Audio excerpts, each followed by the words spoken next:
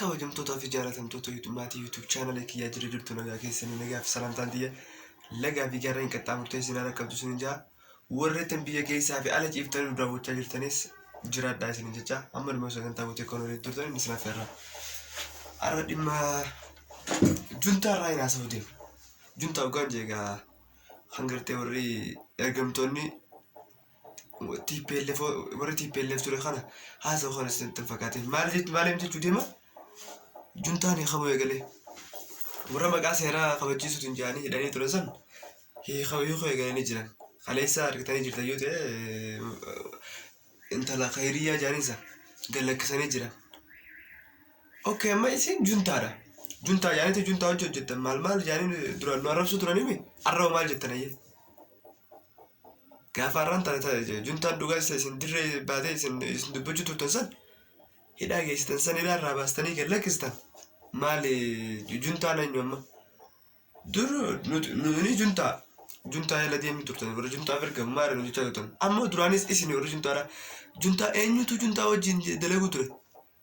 TPLF eenyu khamiira irraa dhiqee uummata Oromoo keessa ganda keessan deemee manatti kana jejee ajjeesichisu ture. Isinii miti warra viidiyoo bachuu hoyya warra ammaan tana madaalii na finjoo kan maaliif wal sobdan maaliif nu sobdan isin bayin akkas waan isin dalagaa turtan duraanis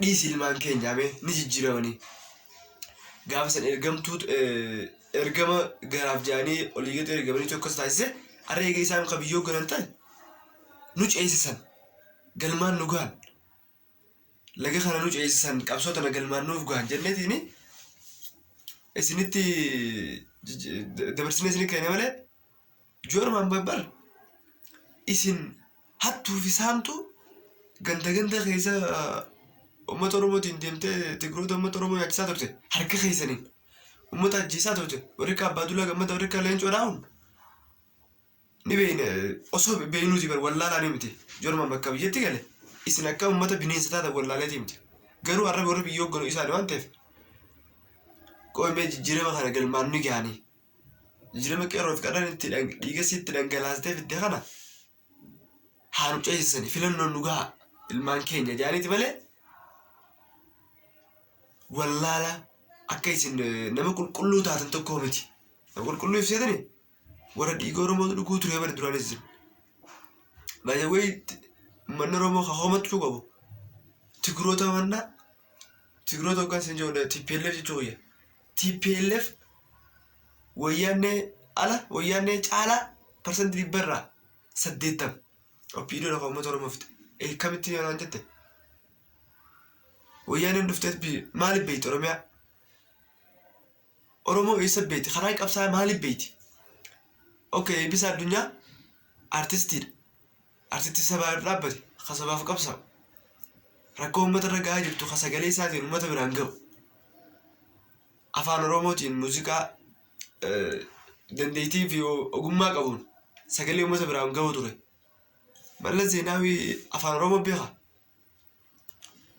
Abbaadullaa Gammadaati hawaan inni hiikee fi akka inni ajjeefamu Mallas Zeenaawii labsa baase akka ajjeefamee akka sareetti lafatti darbamee namnillee lafaa fuudhullee dhabamee raayyaa abbaa macaa kan ammallee umrii isaa dheeressu dhaqee rafqa isaa kan lafaa kaasessu ture. Eenyu kasan godhaa ture? Oppiidoo miti? Abbaadullaa Gammadaa faadhaa miti? Leencoo faadhaa miti? Har'a akka bilisa warra gartee uummata Oromootiif qabsaa'u ture akkuma abiin gaafa dhiyeenya miidiyaa OBN gubbaatti uummata afata 30 uummata Oromootiif qabsaa'an booda uummata Oromoo qabsoo waan barbaachisu nutti fakkaate.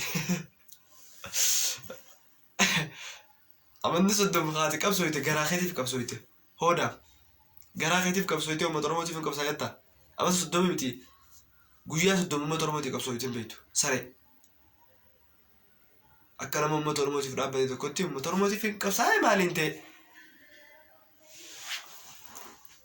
amma kaayyoon tiyya kan dhufe waan biraati miti juntaa ittiin jaanii nu abaaruu turan san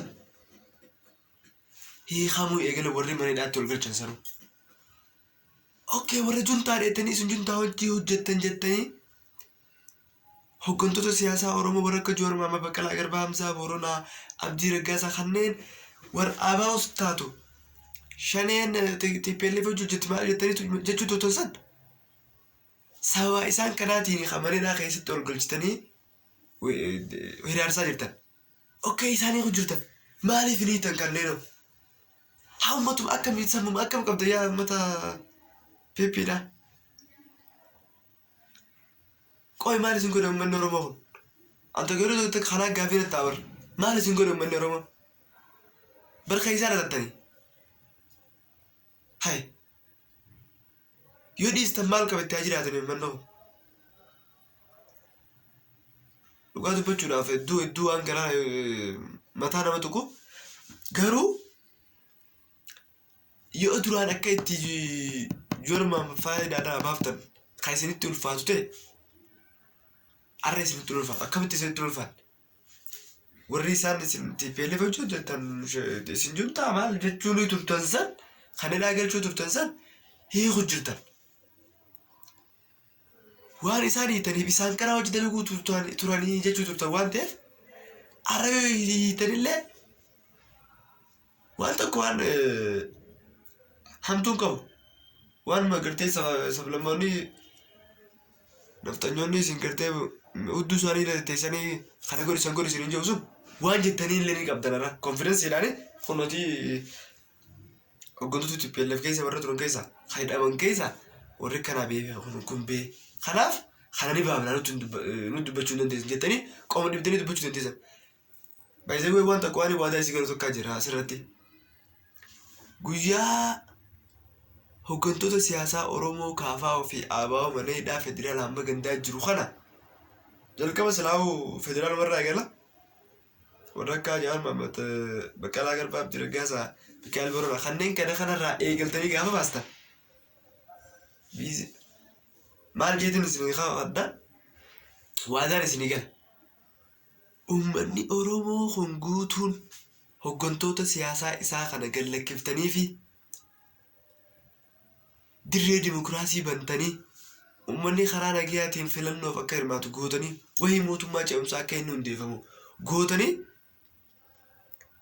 wayii mohamtanii wayii mootanii yoo mootaniis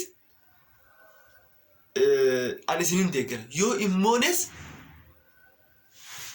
gaafa cunqursaan akka isinummaa uummata paartilee siyaasaa Oromoo irra gaggeessu jirtanii kun kan isin irra gaggeeffamu ta'e gaafasiisan arra Jowaar Faa cinaan dhaabbachuu jira miti gaafasiisan cinaan dhaabbadha.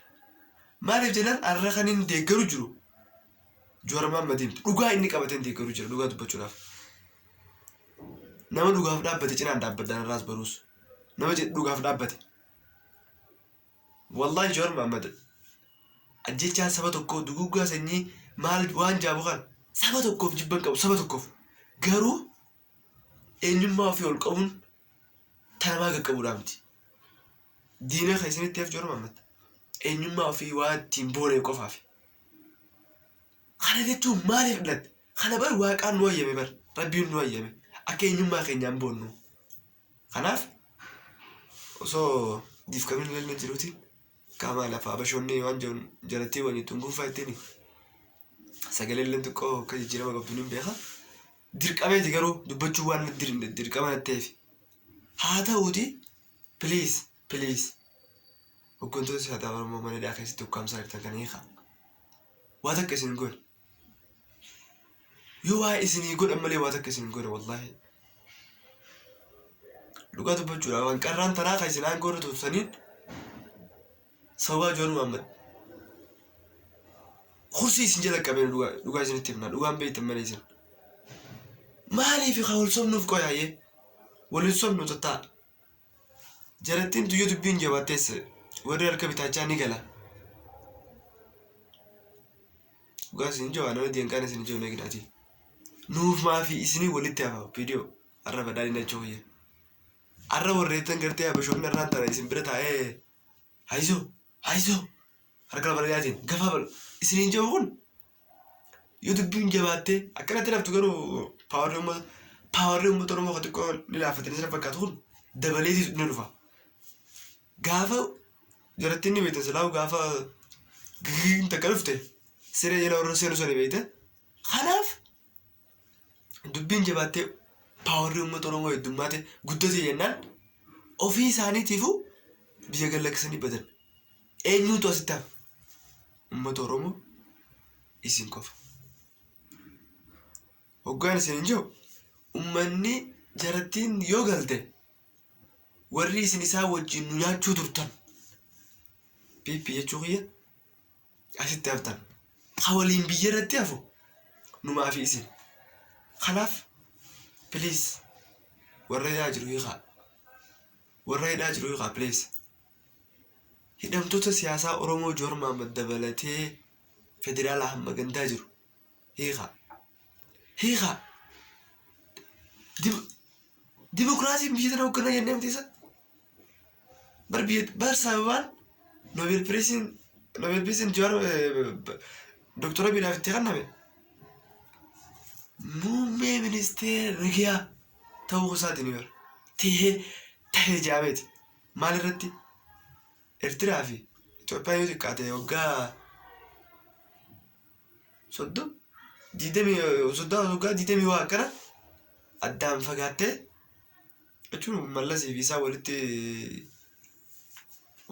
seenanii firraa muramuudhaaf muramtee waraana guddaarra gaggeeffamtee uummata Oromootis hedduun dhiigni lammii Itoophiyaa irra dhangala'ee haa jennu akkuma isin barbaaddan haa ta'u dhiigni lammii Itoophiyaa irra dhangala'ee Eertiraan addaan kutamtee waggaa hanqa muraasa wayii tokko hafne addaan.